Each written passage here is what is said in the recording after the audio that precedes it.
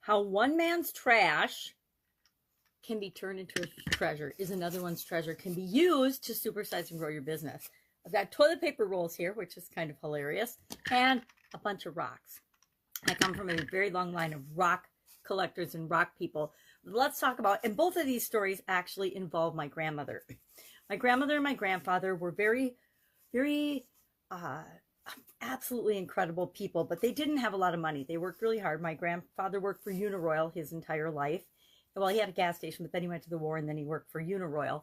And so he worked swing shifts all his life, raising 5 daughters. And there were 15 of us grandchildren, and then I don't remember, 29 great-grandchildren and 9 great-great-grandchildren when my grandmother died last year at just a month shy of 100 years old. So one year, she and my grandfather collected their toilet paper rolls for the whole year, and they wrapped money around them. I just have $1 here. They wrapped money around them and then wrapped them as presents for all of us kids, all of us grandkids, and all of us great-grandkids. And here's a couple that shouldn't have been giving us gifts anyway, because they needed the money to live themselves, that they found a way to turn trash into a treasure, something that we treasured. And I still remember that they did that today to be able to pass that story on. The other story has to do with rocks. Some people think rocks are just ridiculous and there's no value to rocks, but other people take rocks and turn them into products and services that people find very valuable and pay money for. So one man's trash can be another man's treasure. How do we use this in our business? Where does this expression come from? I've used this expression a lot and heard this expression a lot throughout my life. Remember, my ex-husband used to find stuff I'd have around the house, and he would call it my hidden treasures, because I would always have stuff that I knew he wouldn't approve of, craft things and things that I'd buy for the kids in different places. And whenever he would discover one, he'd say, oh, another one of Sharon's little hidden treasures. This expression is actually came from the Athenian Oracle in 1703, and it's probably much older than that, but something that one person values that another person doesn't, or doesn't think is as valuable. It's kind of like beauty is in the eye of the beholder, right? What's beautiful to me might be ugly to you. You know, I honestly think rocks are beautiful, but you might think, oh, that's just a dumb white rock. But someone else might take this same rock, like my grandmother used to, polish it up, and then set it, cut it, and set it in a piece of jewelry. Now, I wish I had a piece of her jewelry to show you, because it was absolutely beautiful. She would take just a seemingly normal rock and make it something absolutely beautiful. So it became a treasure.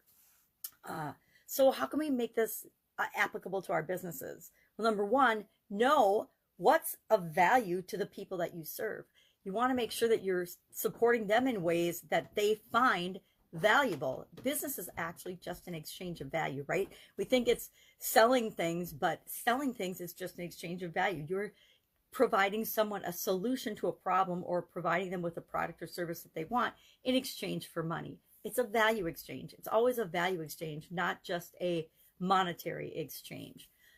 So you can reuse, recycle, repurpose things. You can create whole business models are actually created around this whole concept, where we donate things to Goodwill and other charities turns around and sells those things so that they can have money to provide and support the services that they find of value and interest to them or to their customers. We can use it to create creative customer experiences. We can make sure that their experiences are something that is in line with what's important to them, what they value, what they are interested in, what they care about. And so it's a great idiom. It's a great saying. It's a great thing to remember, because number one, we live in a planet that we want to make sure that we're taking care of and being good stewards to. And one of the ways we can make the world a better place is by reusing, recycling, repurposing, finding ways to cut out waste and things that are unnecessary in our business. One thing, my corporate career was all about quality and making sure that we were giving the customer exactly what they wanted, and then a little bit more if we could, in terms of value. But that meant we were giving them perfect products. Well, along the way in the process, some of the products and services we created weren't perfect. Well, what do you do with those then? What do you do with the things that are less than perfect, that your company, your brand doesn't want to sell as good 100% profit, but it's actually perfectly good, suitable material? We need to find ways to deal with that in a way that doesn't just fill up our landfills, right? So I'd love to know your experience with one man's trash is another man's treasure. I've got lots of stories about this.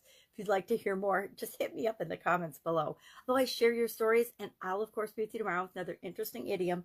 What does it mean? Where does it come from? And how could you use it in your life right now and your business right now? Take care. Catch you tomorrow. Bye.